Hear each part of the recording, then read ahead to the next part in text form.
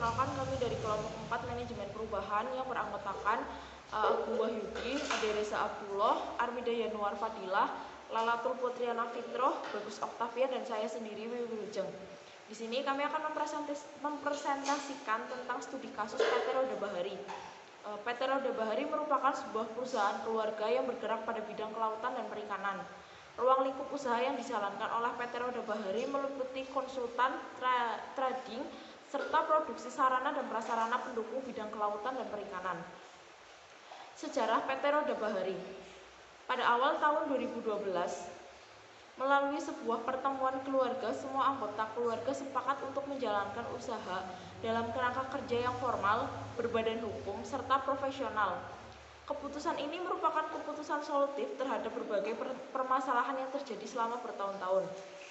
PT Roda Bahari secara resmi baru berdiri pada April 2012. Namun kegiatan usaha dalam bentuk jasa konsultasi sudah dirintis semenjak tahun 1986.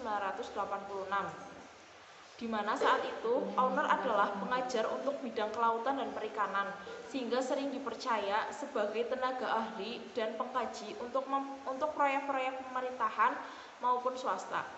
Hal tersebut kemudian menjadi alasan didirikannya perusahaan sekaligus menjadi entry point penentuan fokus bisnis. PT Roda Bahari, pihak manajemen mulai menyadari bahwa setelah perusahaan resmi berbadan hukum, maka tugas selanjutnya adalah bagaimana membuat perusahaan dapat berdaya saing dan berkelanjutan. Pada saat itu, PT Roda Bahari berjalan tanpa perencanaan dan pengawasan. Operasional kerja dan keuangan dilakukan tanpa aturan baku dan pengawasan yang benar. 2 tahun semenjak berdirinya perusahaan, telah terjadi beberapa perubahan besar pada manajemen. Masuknya generasi kedua di posisi kunci perusahaan membawa dampak positif bagi perusahaan dan kelanjutan usaha. Beberapa pembenahan yang mendasar diantaranya adalah merumuskan rencana kerja yang relatif sederhana, melakukan dan diversifikasi usaha, memperbaiki struktur organisasi perusahaan, merekrut karyawan baru sesuai dengan kebutuhan organisasi, dan menciptakan budaya kerja yang baik.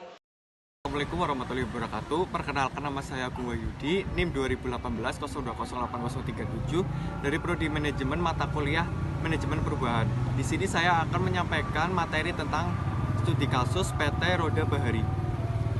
Yang pertama, PT Roda Bahari mengalami peningkatan nilai omset dan pendapatan.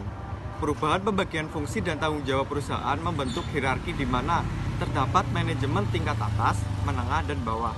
Struktur organisasi PT Roda Bahari ini terdiri dari yang pertama, owners merupakan perintis usaha atau bisnis keluarga. Yang kedua, top management terdiri dari direktur yang juga masih memiliki hubungan keluarga dengan owners. Yang ketiga, middle management terdiri dari manajer dan supervisor. Pada struktur organisasi ini terdiri dari para profesional bukan anggota keluarga yang sengaja dipekerjakan oleh perusahaan untuk memonitor dan mengevaluasi pekerjaan setiap harinya. Yang keempat, staff merupakan karyawan perusahaan yang mengerjakan day-to-day activities dan juga menjalankan fungsi supporting. Yang kelima, associate terdiri dari para dosen bekerja berdasarkan proyek basis yang membantu perusahaan dalam bidang konsultan. Selanjutnya, berikut ini beberapa perubahan yang telah dilakukan PT Roda Bahari. Yang pertama, keterlibatan generasi kedua yang duduk dalam top manajemen sebelumnya hanya melibatkan generasi pertama. Dan yang kedua, mulai dari pemisahan antara keuangan keluarga dan perusahaan, sebelumnya keuangan menjadi satu. Dan yang ketiga, sudah ada distribusi pendapatan keluarga perusahaan. Namun, karena pendapatan perusahaan masih relatif kecil, maka seluruh pendapatan masih didistribusikan ke perusahaan. Sebagai contoh, adanya komitmen komisaris dan pemegang saham yang tidak menuntut return dalam jangka pendek. Dan yang keempat, laporan keuangan saat ini terupdate secara rutin. Yang keenam, pajak sudah mulai dilaporkan walaupun belum menyeluruh. Yang ketujuh, keterlibatan pihak luar sebagai karyawan baru melalui proses rekrutmen atau wawancara. Sebelumnya perusahaan melakukan rekrutmen hanya berdasarkan rekomendasi. Dan yang terakhir, mulai dari pembagian pekerjaan untuk setiap karyawan. Sebelumnya karyawan memiliki multi job desk. Sekian presentasi dari kelompok kami. Apabila ada salah kata, Kami mohon maaf. Wassalamualaikum warahmatullahi wabarakatuh.